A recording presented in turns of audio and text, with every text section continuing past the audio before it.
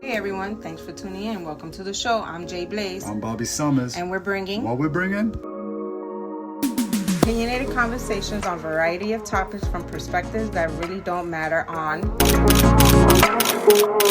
the Everything Obsolete podcast. Let's talk about it, ladies and gentlemen. Let's talk about it, amongst other things that are obsolete in this world. How y'all doing today? How y'all doing every day today and every day? How y'all doing, everyone? What's up? This is the Everything Obsolete podcast. I am your host for this evening, Bobby Summers. Always the better half of this show, Jay Blaze, is with us right here. We kind of taking this on a different type of journey for this very last episode of Live EOP. But you already know the topics and views are pretty current. Opinions are obsolete. Come share our take on the world, one obsolete opinion at a time. Let's go. Today is going to be filled with a bunch of a bunch of highlights. I'm gonna put it that way. I think today's episode is pretty evened out with entertainment versus sports. But definitely a lot to talk about as far as, and I got my list because I'm solo today and I'm outside. So no PC action. So I can't just look up my intel, make sure I ain't talking shit. You know what I mean? But for the most part, I think we're pretty even, man. I think I'm gonna start off with entertainment this time, and I'm gonna end it with a slew of sports. Fuck it, let's go. Like the past week, within the last week, a lot of things has happened in the entertainment world, and all the way up to like present time, like right this second.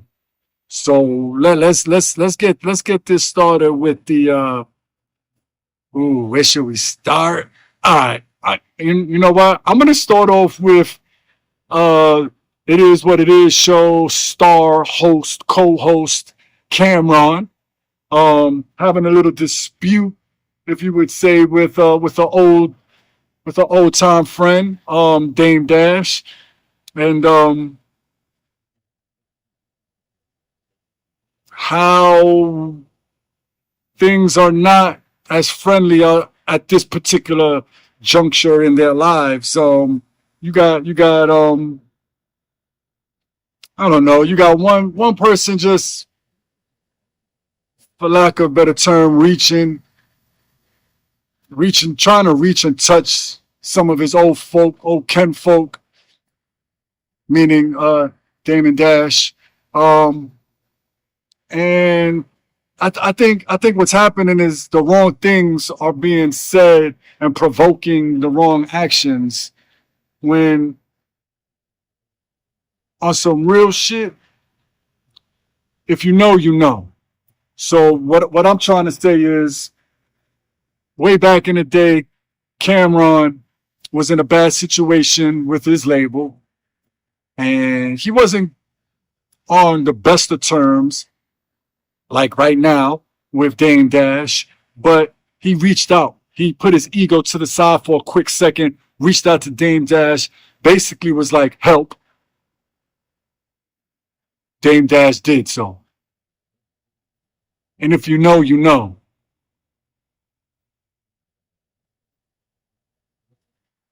Great career a la Rockefeller for Cameron.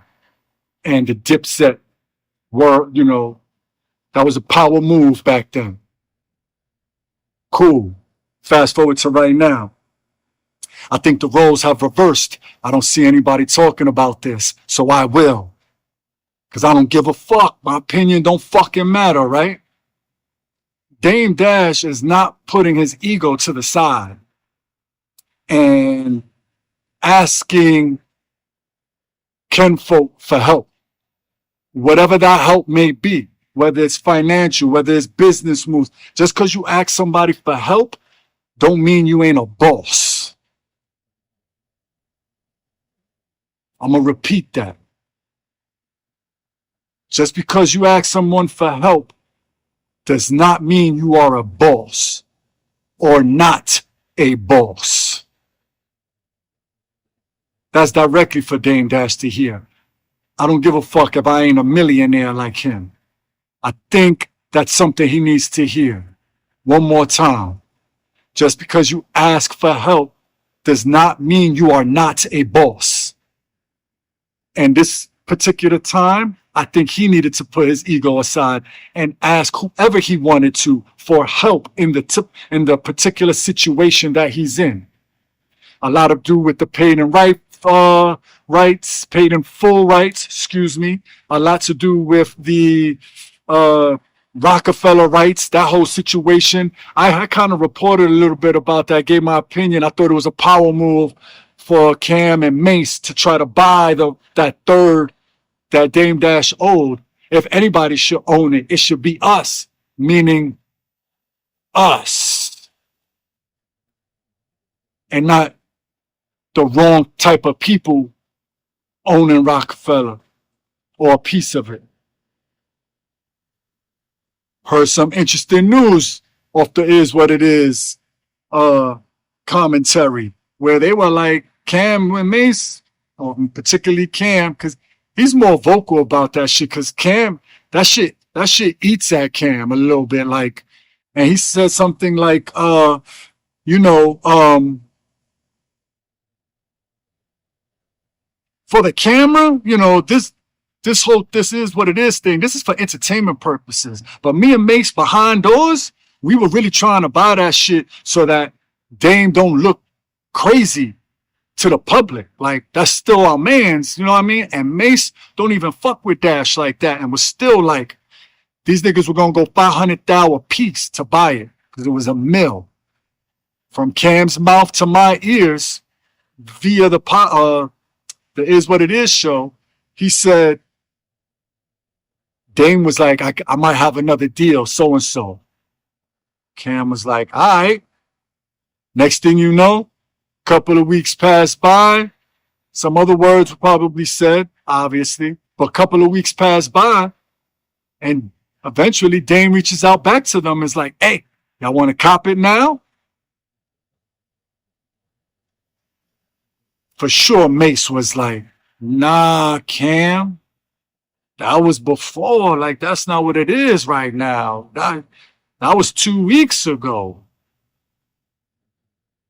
Missed opportunity, right? That's on that side of things. But then now you got the paid in full, the paid in full rights situation going on. And now that's eating at Dame. And that's why I had to bring it up, because now it's like a revolving door. And again, just because you reach out and ask for help does not mean you are not a boss. And I'm going to stop that fucking conversation right there.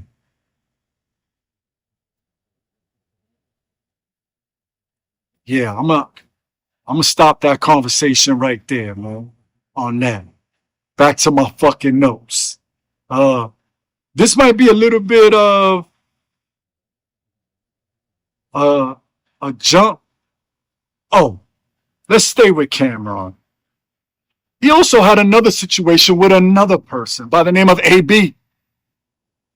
Mr. Bonner came on the Is What It Is show. And I think what happened was he came on a little bit too, I don't know, aggressively towards the female co-host of the show. It Is What It Is. She go by the name of Stat.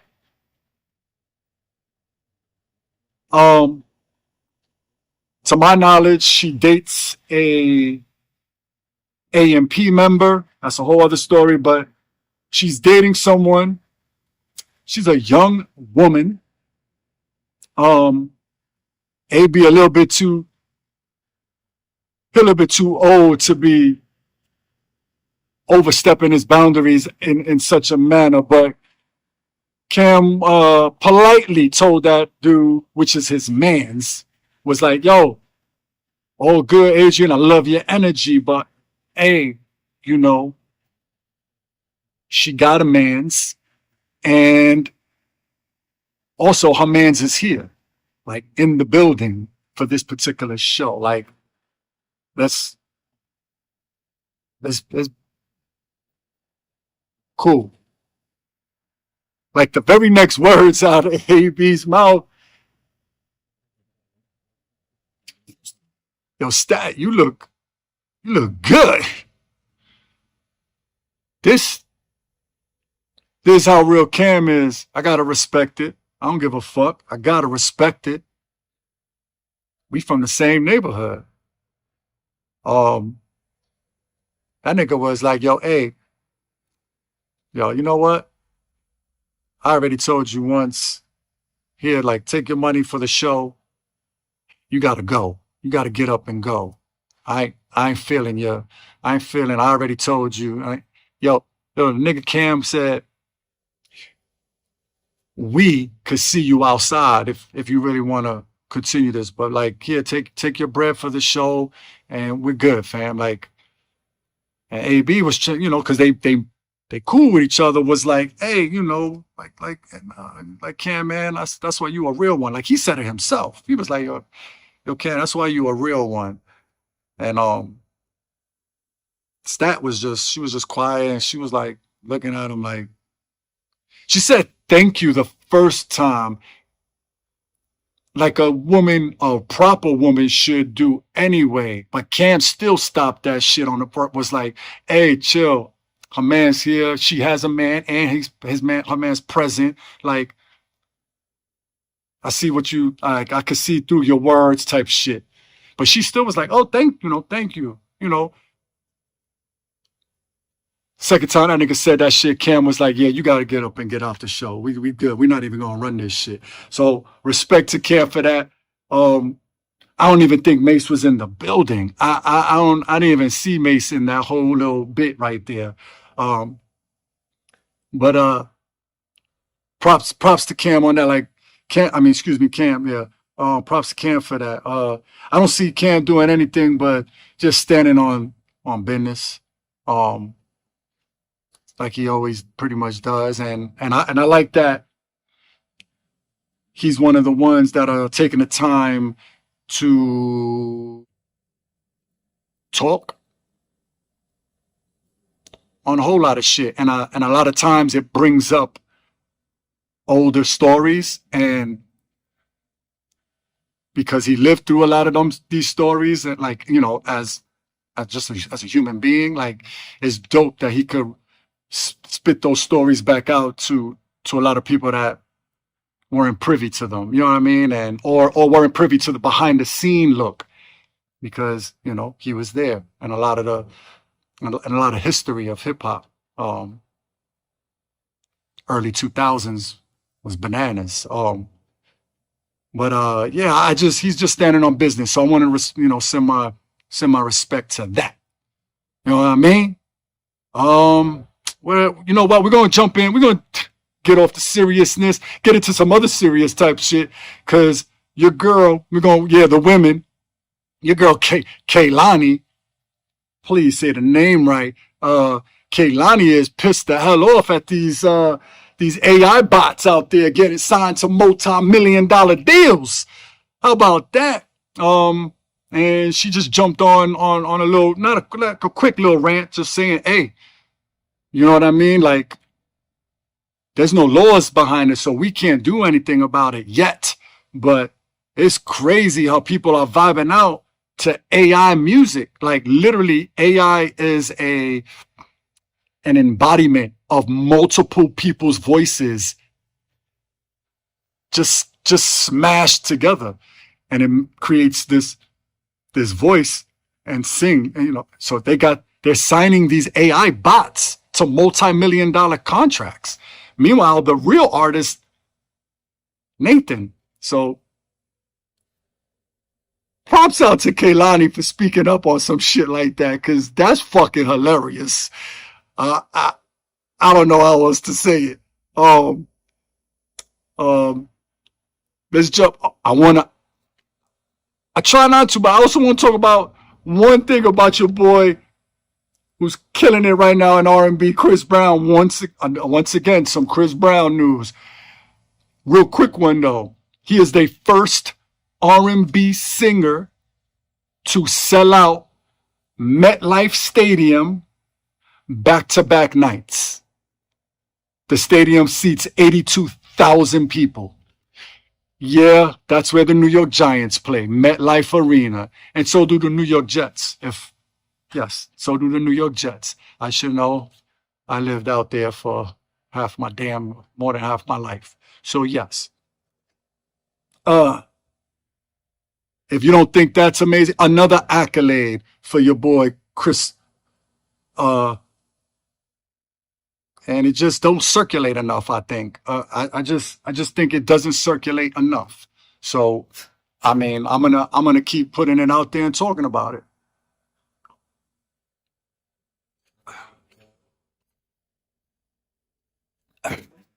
I mean, why not? Um, what else we got to talk about? Mm, I think we also are going to talk about a little tragedy.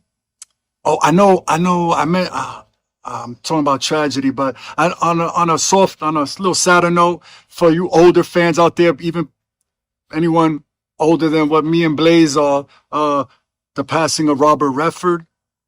Um, that's probably a big deal to a lot of people who are in that world. So in the acting community. So yeah, condolences for that. I mean, he lived. He was old. He was an older man, right? I think he was like 81, something like that. Anyway, there happened to be a. This is gonna lead to some, y'all. There was a tragic murder, assassination of a, I guess, a young man. Yep, because he was 30 years old. So the tragic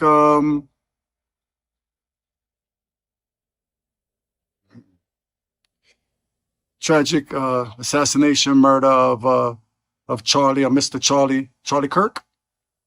He was an Arizona resident. Today is his funeral. Is live on TV. Probably ended by now. A lot of people. I think the president was here as well. A lot of people spoke on his behalf. Family, other political people, or whatever. Um, I I don't have much to say on that at all. I'm not into those type of politics. But no matter if it's in that type of world or that type of space or the space um, in the ghetto, the hood, when that type of shit happens, there's always a reason. It doesn't matter what the reason truly is, whether it was a good reason or bad reason. I'm not debating anything like that, but there's always a reason. Um, and for this particular situation, there definitely was a reason. Whoever knows knows. Um, and I'm putting it down with, like, president assassinations and political assassinations and everyday murders that go on in the hood. Like, there's a reason. There's always a reason. Whether you like it or not is beside the point. So I'm gonna drop that right there. Um, I think I think that's all I got as far as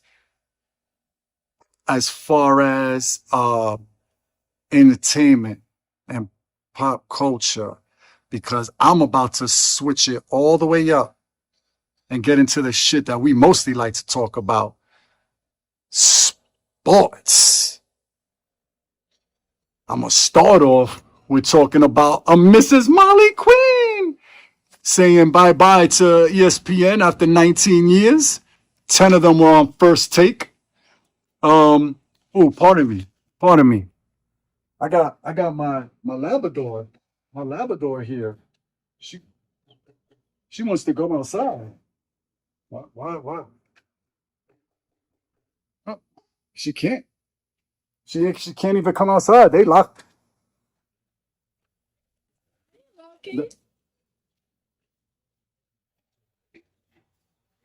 Dogs had to come out and play. But yeah, 10 years, like I said, on first take. Uh, I think she has something to do with saying, yay or nay to a contract, and she was just like, you know what, it's time to pivot. So good for her. Good for her. Toodles for her. She put in her time. In both cases. So I think for ESPN in general, she ends at the end of this year, but the first take took place immediately. Um, Also, want to look at or talk about the Canelo Crawford fight. I guess Crawford handled his business and he got Canelo's belts. It was a, it was, I don't think I heard anybody say it was a bad fight. So we're gonna say it was a good ass fight because I didn't hear otherwise. You know what I mean? So yeah, like, oh, you know what? You know what I didn't mention with the entertainment? That should popped in my head. Jimmy Kimmel got suspended from the Late Show because he mentioned something about Charlie Kirk's passing that wasn't to the liking of. Even the president got involved with some words. We never seen some shit like that. That's like we talking freedom of speech type stuff, huh? My bad, y'all. Let's go back to sports. Uh, so yeah, Canelo got his belt stripped from him. Crawford is holding it down for sure. Uh, what else we got in sports, man? We got Shador Sanders. Let's go right into football. Fuck, I had to get off that topic real quick. So Shador Sanders, he made the 53-man team because they just, after like week 2, it has to be solidified, if I'm not mistaken. Hold on, y'all. Hold on.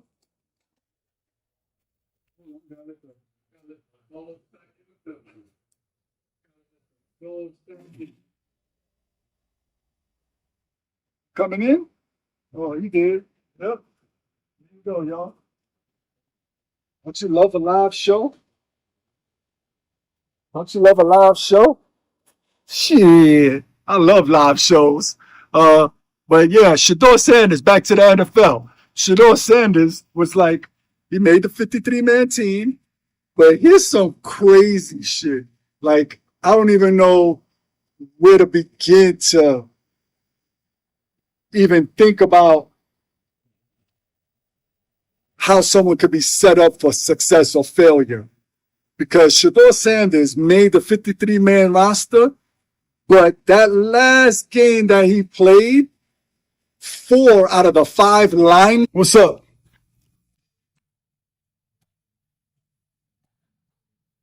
Yeah, I had to turn on these lights. Changing positions. Ah, yeah. So Shador Sanders, hold on.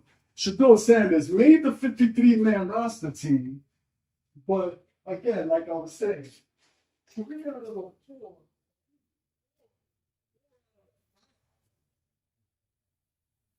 linemen did not make did not make the roster. So again, that's my earlier remark about making making the making it possible for someone to succeed or not succeed. There's a fine line, bro. I mean, you can't make this up. There's a fine line between setting someone up for success or failure. And I gotta tell you, if it doesn't look any other way to you, then for in Shador Sanders' case, I mean, oh, hold on 1 second.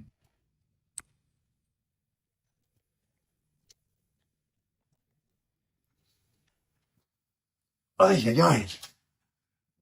Yeah, if it doesn't look any other way to you, I don't know.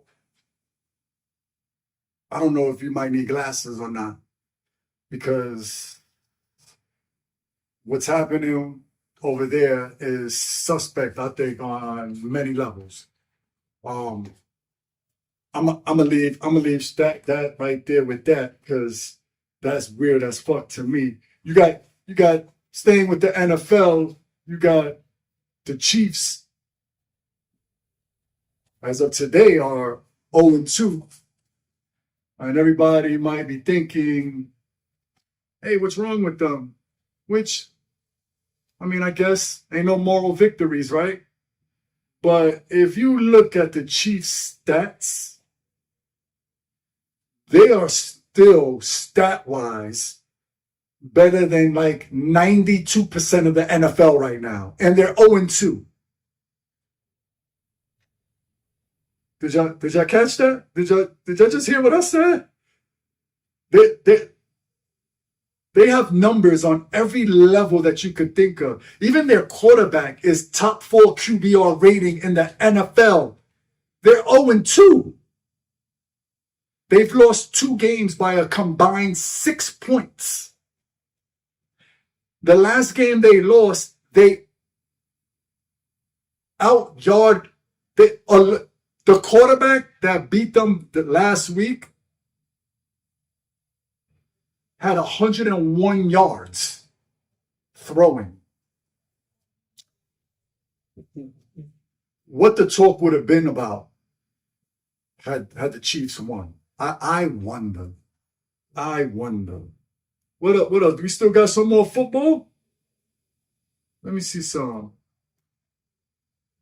No, I mean that's all I think I got for football. Those are the 2 big things that were like that were on my brain cells, man. Cause I just felt that those 2 storylines. I don't know if people talked about it, but like I still think Kansas City is probably going to be in the Super Bowl, if not the conference finals. Yeah, I said the NBA term. Um, Good segue because we're gonna go right into some basketball. We're gonna go right into the WNBA. Over here at the Everything Absolutely podcast, Jay Blaze, Bobby Summers, we love some WNBA basketball. I mean, we kind of run the show through through the season of the WNBA, purposely because of the beautiful Jay Blaze. But let's talk about Aja Wilson and Alana Smith winning Co-Defensive Player of the Year award. First time ever in WNBA history that the award has been split. Interesting. Because when you look at numbers from Aja compared to Alana Smith, yes, Alana Smith has some good defensive numbers. But they ain't better than Aja Wilson's. They didn't end the season on a 16-game win streak like Aja Wilson's team did. The Lynx, which is Smith's team, actually probably those last 5, no, they were probably like 4-2, 4-2, something like that. Anyway, just something to think about. How Asia didn't get, she didn't get the award solely, but she did not get the award. It's just interesting because if any award should have been split for this year, it probably, for less of a debate, could have been the MVP award. Because if Aja Wilson don't get that award this year, and Nafisi Akala doesn't either, something is fucking wrong with the WNBA on that level. because that's the award that they could possibly, with no debate, split between those two women. The numbers are there. Again, Aja got she broke like 7 records this year. It's phenomenal what she does. But Nafisia had a hell of, lunchbox helmet. But then she got hurt. The team finkled off, which shows that she is valuable to her team. Vegas was playing 500 basketball until they went on that 16-game win streak. So, and then Aja's numbers are far superior in a sense to Nafisia's. As far as points, rebounds per game, points per game, or steals, blocks, all that good shit. So, staying with Nafisia, we're gonna talk about how her and Stewart from the New York Liberty, right after this season, they kind of go, well, no, is it right after the season or before? I can't remember, but their league, the Unrivaled League, proud to announce that they added 2 new clubs to their Unrivaled Basketball League, 3-on-3 league. One team is called the Hive, the Hive Basketball Club, and then it's the Breeze Basketball Club. So only been out for a year or so, and they're already growing and expanding. That's a great fucking look. They are also adding a player development pool, which now increases the amount of players that are in the league to a number that is 53. What I can't recall is what was the number before 53. So right now, 53 people make up the Unrivaled League players make up the league of Unrivaled Basketball. And with the expansion coming, that's it's all a good look for this league that 2 women, brought up from scratch. So, yeah, props. We're about giving props and flowers. They gotta get it. They gotta get it. I mean, that gotta be some of the dopest shit you've seen. Like, you take it for granted. Like you're seeing a business and being built such as that. And if it's kind of like Ice Cube's Big 3. Like that shit is already going on like 7 years, no? 7, 8 years. Like, see how time flies. Like, am I bugging? Or am I wrong? Can somebody look that up for me? How many years the Big 3 has been around, has existed? Is somebody down here with me? Maybe, I don't know. Yeah, look that up, please. Can somebody hear me? Can somebody hear me over there? Just look that up though. How long the Big 3's been in existence or been running? I'm gonna guess like 7, 8, but it could be, And yeah, so again, they're growing and they're only 2 years in. Like they have the second season hasn't even started. And they're a big reason why this year's NBA All-Star game is going to have 1v1s almost definitely. It's because the women did it first and it was successful. 8 years? The big 3 has been around for 8 years already. 2017 it was its first year, its inaugural season. Look at that. Look how time just flies. It almost feels like you'd be like, oh, the Big 3 it's new. It's a new thing. Not really. So big ups to Nafisia and Stewart. Staying with a little bit with Stewart, I gotta talk about how Stewie's season was kind of. Her season was kind of fucked. When she got hurt, it kind of threw a wrench into the cog, the system. So she came back. She played. She got hurt like second quarter of the first game. I think the first playoff game, and then she was never the same in first playoff series, excuse me. But when I seen her get hurt, it was for the game, to do or die. And yeah, so Liberty got bumped, so they will not be repeating. It's super fucking hard to repeat in any sport. Um, yeah, so I got I'm glad I transitioned because when Stewie and Inesco were with their coach sitting down at the podium after the game, I gotta say it like this, man. I gotta keep it a buck. Some dumbass reporter with all three of them on the podium asked them, Stewie and Inesco, should their fucking coach be fired? You know what Stewie is G for this. You know what Stewie said? I'm gonna say it verbatim. She was like, "The fuck? Like what? The fuck? Fuck you!" Like I think the coach just kind of chuckled and looked at Stewie and Onesco like, "This is the shit we gotta deal with, man." Like the way, like, man, just think about what you're saying before you say it in moments such as that. Those are the type of words that get you slapped.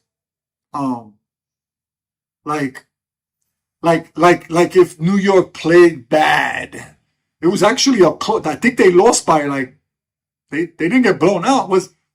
Somebody look that up? New York Liberty Phoenix, right? It was Phoenix that beat them. New York Liberty Phoenix score. I don't think maybe anyway. Stewie was still up on her team and was like, "We good." Only one team gets to be happy at the end. These are verbatim what she was saying. Only one team gets to be happy at the end. So it ain't like she bullshitting on that. So, um, what else I could talk about, man? I think I'm gonna talk NBA. NBA, I don't really got much. Nah, on rival. Yeah, I mean, if I want to talk some Warrior news, Jimmy and Draymond Green were like supposedly. Oh, they lost by six. Stewie, the Liberty to Phoenix. That last game they lost by six, and Stewie was on a bad leg. Like her leg is like she needs this rest anyway, especially if she wants to get ready for Unrivaled. If she chooses to play in it for another year.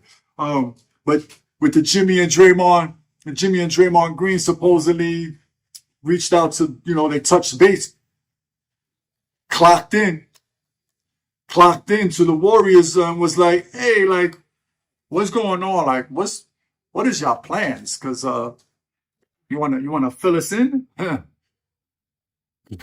like the Kuminga thing. Like, what's going on? Like, we need to hit the floor running."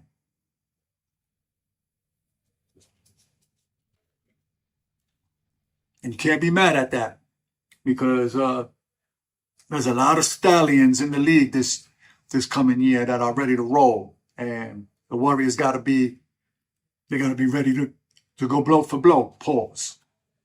Uh, I'm gonna. Ooh, I got a couple of more for you, right? Got a couple of more for you, y'all. Some interesting that because we don't really talk these two particular sports, but I'm gonna quickly talk about MLB. Clayton Kershaw. If you don't know the name, Google it. Your boy is saying goodbye to the MLB and retiring after the season. His last outing was a few days ago. Standing ovation, as he should. I think he's something like a 2-3 time World Series champ. He's one of the best pitchers ever to step foot on the mound. Career was phenomenal. Uh, your boy saying goodbye to baseball, man. Like that's how I know me and Blaze we definitely getting old. All like we've seen like three generations of athletes that we grown to love growing up to the age we are right now. And they're saying goodbye to their respective sports, and it's like crazy. I mean, even in like music and like rap, where you see the newer generation coming in, and they become vets, and you're like, oh shit, like if they were vets, they're not even really my era, and now they're vets. Like you just see the rotated, like life. Man, life passes by, man. Enjoy that shit, man. Have fun. Do what you do, man. Like, seconds, because that was the MLB thing. Second sport thing that we ain't never talked about before, but we're gonna talk about it now. WWE. They just partnered up with ESPN, and if you didn't know, John Cena is gonna be retiring from wrestling for sure. So he went on like this little mini grand tour. He got like 5, 6 stops left, but this last stop was the Palooza. And guess what he was? A loser to Brock Lesnar. It was epic though. I saw it on ESPN. If you didn't, you lying. Because if you watch ESPN, you saw it. Brock Lesnar hit him. Well, first he hit Brock Lesnar with some of his moves, couple of them. Bing bong. Then Brock gave it to him 9 times straight. Stop playing, Brock. EB was like, I ain't got you, nah, fam. This is mine. I still got a few years left. You got none. Let's go. Got Cena walking off as you know, holding that L, and he carried it on his shoulder and he said goodbye. It was great. It was beautiful. It was a beautiful moment for wrestling. It was a beautiful bonding with the ESPN group. It's the first time I think ESPN ever hosted a WWE match, if I'm not mistaken. And they also interviewed Triple H, because I think Triple H is like almost like running some shit a little bit in the WWE side. And I bring them up because if you're a real wrestling fan, I ain't gonna even act like I am. But if you know even a little bit about wrestling, your boy Triple H is married to the old school owner that I know, McMahon's daughter. Am I saying this right? I don't even know if I'm saying this right, man. Somebody want to Google that? McMahon, WWE McMahon, WWE McMahon, MC McMahon, MCMAN, because I don't know exactly how to spell it. So WWE McMahon daughter, something like that. Just I can't remember her first name, but yeah, Triple H. Or put it that way, who is Triple H married to? Yeah, like I think that's that. I'm ending it with the WWE news. I love it. This is epic for me. WWE news on the Everything Obsolete podcast. Let's go. You can't get no obsolete than that. Let's go. Sorry to the 17 billion wrestling fans that no one thinks exist, but he's married to who? Stephanie McMahon. There you go, ladies. I ain't bullshit, dogs. I got obsolete shit out here that I'm talking about, bruh. Talk about that shit, man. But with that being said, like it's a big move for that sports world, and Cena's ending it, and I think there's another big fight coming up with one of the Reigns brothers. He's protecting his belt. I can't remember who he's fighting. But there's another big match coming up on that. I would talk more about UFC, but I feel like UFC. I felt like when I was younger there was bigger gaps between UFC fights, but now I feel like there's UFC fights like every fucking 3 weeks. There's a UFC fight, so I can't keep up. But yeah, that's I think we wrapping it up on that. I felt good this episode. Again, this is the very last episode of season 2 live. We got one more episode for you. We've been holding it in the bank since last year. I'm telling you, Logic, if you ever see this, believe me, brother, we dropping it. It's in the bank. It's in the vault. It's coming and it's ending season 2. We're gonna give you a proper introduction, and then we dropping it for episode 9, if I'm not mistaken, of season 2. It's a wrap for everybody. We want to thank everybody for just hearing us for 2 seconds or just checking in on socials, man. Catch us both. You gonna see Jay Blaze TwitchCon, baby. She gonna be all over the internet during TwitchCon. It's gonna be record-breaking views for fucking Jay Blaze as she learns this whole social, especially at TwitchCon. You're gonna see her there October 18th. Tune in. She gonna be all over, like I said. This is the Everything Obsolete podcast. To Jay Blaze, I am Bobby Summers. We see you next year. Let's go. Once again, thanks for watching, and don't forget to like, share, and subscribe. Follow us on socials and all available platforms.